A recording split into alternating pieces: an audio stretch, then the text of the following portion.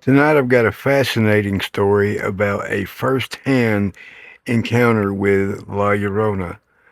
For those of you who might not be familiar with the La Llorona story, it's a classic Mexican ghost story.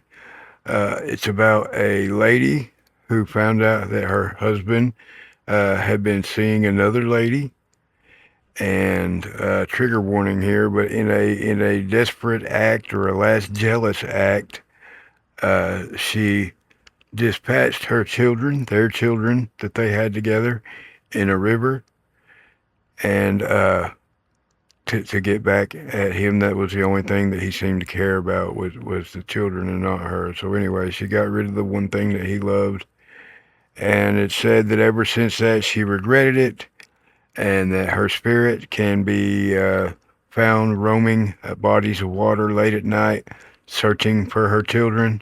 Uh, just anyway, along bodies of water late at night. That's the La Llorona story. Okay, and the submitter here has been hearing these stories all her life. Well, this was way back when she was in high school. She was on the pep team, pep squad, whatever they called it. So she basically had to follow the basketball team around wherever they went. Rode the bus to the basketball games to cheer for them. And anyway, there was an away game about 40 miles away. She didn't want to go to it, but it was gonna affect her grades if she didn't. So she reluctantly went to this one game that was 40 miles away. Like I said, now on this particular trip, she's from southern Colorado, so this is a very mountainous area. And on the drive to this particular game, there was a very very steep mountain summit, a very steep mountain pass that they had to do. And it always made her nervous going around it. There always seemed to be some kind of inclement weather at the top, even if the weather everywhere else was perfect. There was always something going on in this mountain pass. So anyway, this particular day, it was snowing. So it had begun to snow before they even left. And the mountain pass wasn't bad on the way over. Uh, but as later on, as the game ended and they were headed back, uh, then the storm had persisted, and the snow had kept going, and not to mention that the bus had started having some mechanical issues on the way back.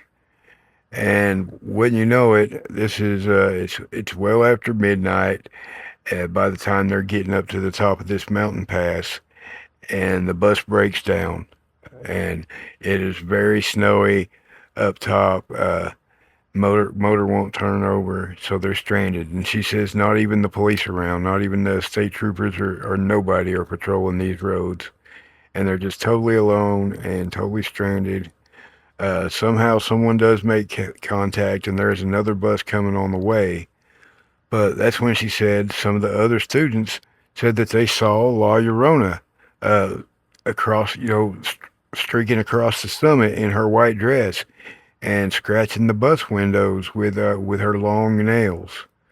Now she said that this upset some of the students, and they were snickering to keep from crying. Well, anyway, the other bus does show up eventually, and they are successfully transferred to the other bus, and they do eventually make it home safely. So she was a little traumatized by the other kids saying that they saw La Llorona, but she was so happy, to make it home safely. And it was in the wee hours when she arrived home, and she said she thought she was home safe. She made it home free. She shut the door behind her, and she heard this horrible, horrible screeching wail, just blood curdling wail.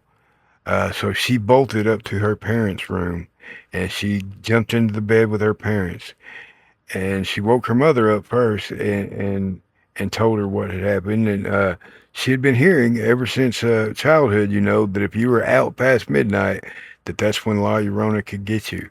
That she was always seeking children, so any children that were out after midnight, were subject to being taken by La Llorona. So anyway, her mother says, "See, I told you that you shouldn't be out after midnight." And so then her dad wakes up, and he hardly does anything but look at the clock, make a grumbling sound, and then roll over and go back to sleep. So he wasn't really confronted by it. But she presses her mother and asks her if she also heard the wail, to which her mother replied that she did not hear it. So ever since then, this has really stuck with her whole life. And she wondered, what do you guys think? Do you think she really heard La Llorona?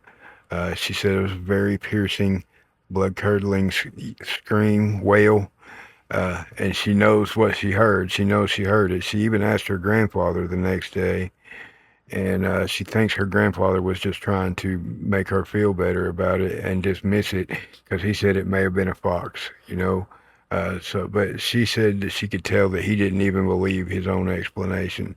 She said that she could tell that he was just trying to make her feel better. So, what do you guys think? This lady is also a published author, and some of her stories about La Llorona have been in another book about La Llorona. It's called La Llorona: Encounters with the Weeping Woman, and it's by Judith Shaw Beatty.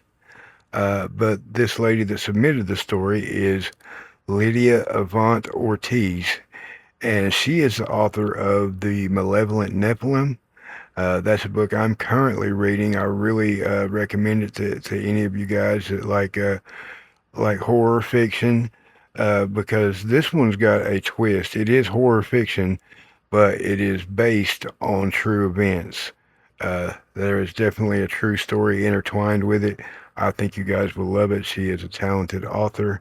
Again, that's Lydia Avant Ortiz, and her book is called Malevolent Nephilim. But that has been Jay's Haunted Appalachia for tonight.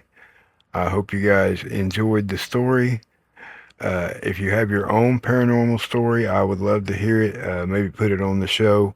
My email is attached to my bio here, or you could just message me direct. But like I said, I would love to hear it. And again, this has been Jay's Haunted Appalachia. I hope you guys enjoyed the story, and keep Appalachia haunted, y'all.